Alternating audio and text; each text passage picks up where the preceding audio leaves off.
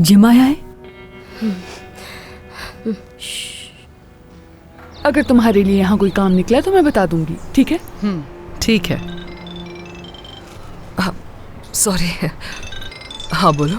अब जाओ यहाँ से, दफा हो जाओ यहाँ से। यही आपकी बहन है ना? इससे तुम्हारा कोई मतलब नहीं है। जब तक आप सच नहीं बताएंगी नहीं जाऊंगी मैं। देखो, मैंने तुम्हें शराफत से समझाने की कोशिश की है अब तक, लेकिन तुम इतनी बेशर्म हो कि अपना बच्चा बेचने के बाद अब मुझे धमकियां दे रही हो। मैं बता रही हूँ, इसका अंजाम अच्छा नहीं होगा। ठीक है, मैंने इसलिए किया क्योंकि मजबूरी थी। आपने क्या किया?